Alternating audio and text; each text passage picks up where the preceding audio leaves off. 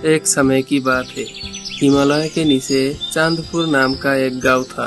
उस गांव के लोग खेती और जंगल के फलों से अपने पेट भरते थे।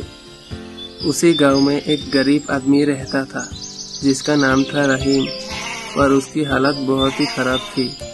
उसके पास एक पुरानी घर थी जिसकी हालत बहुत ही खराब थी। रहीम की हालत इतनी खराब थी कि वो कभी कभी बिना खाना खाए ही पूरा दिन गुजार जाती। उसको 2 वक्त की खाना कभी कभी मिलता था। उसके पास था 2 पुराने कपड़े और मिट्टी की चूल्हा।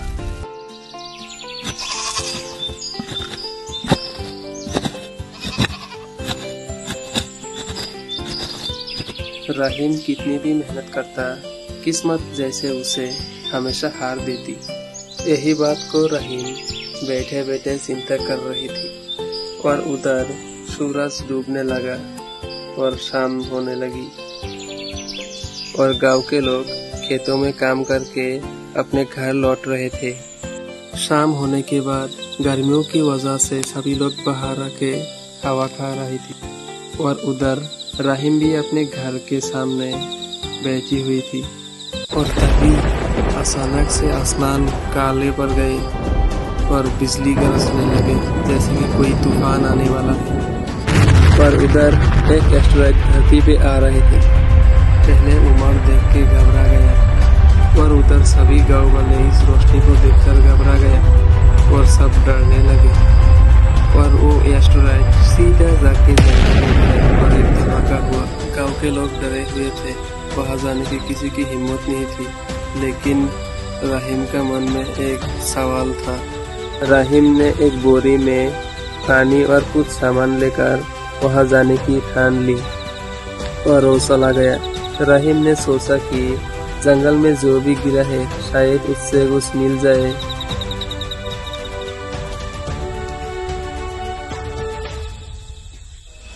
रहीम जब उल्कापिंड को देखा तो उसकी आंखें खुली की खुली रह गई, क्योंकि वो उल्कापिंड पूरा का पूरा सोने का था। उसने फिर वो उल्कापिंड को घर लाने की ठान ली। उल्कापिंड बहुत ही बड़ा था, इसलिए उसने टुकड़े करना शुरू की। वो टुकड़े अपने बोरी में भरना शुरू की जो उसने आते वक्त लेकर आया था। फिर रहीम ने वो बोरी अपने कंधे में उठाया और घर ले आया। जब सब लोग सो रहे थे तब उसने वो सोना कहीं छुपा दी थी। उसी दिनों में रहीम अपने गांव का सबसे बड़ा आदमी बन गया। पहले उसे गरीब रहीम कहकर गांव वाले पुकारते थे, लेकिन अब उसे सेठ रहीम कहकर सलाम ठोकते हैं। रहीम को शुरू में याद था कि वो कभी भूखा सोता था, लेकिन पैसों ने उसको दिल को धीरे धीरे शक करने लगा। एक दिन 2 आदमी आए थे उससे मदद मांगने के लिए, लेकिन वो घमंड की वजह से वो 2 आदमी पे गुस्सा करने लगे।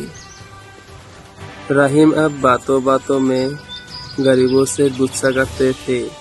रहीम का घमंड इतना बढ़ गया था कि वो खुद को राजा समझने लगा। एक दिन रहीम अपने हवेली के सामने एक बड़ा तालाब बनाने की फैसला किया। इसके लिए उसने गांव वालों के खेत खरीदना शुरू की और धमकाने लगे, जो अल्लाह को मंजूर नहीं था। एक रात जब रहीम अपने छत पर महफिल लगा रहा था, तभी धरती हिल उठी। जिस जगह से उसने सोना का उल्कापिंड तोड़ा था वहाँ धरती खिसकने लगी, और अगले ही दिन रहीम का हवेली भूकंप से गिर गई और सोना धरती में समा गया। इस बात से रहीम बहुत ही दुखी थी और वहाँ से चला गया। रहीम फिर से उसी हालत में आ गया, फिर से गरीब, फिर से झोपड़ी में। आज भी चांदपुर के लोग कहते हैं, धन से बड़ा मान होता है और घमंड से बड़ा कोई रोग नहीं।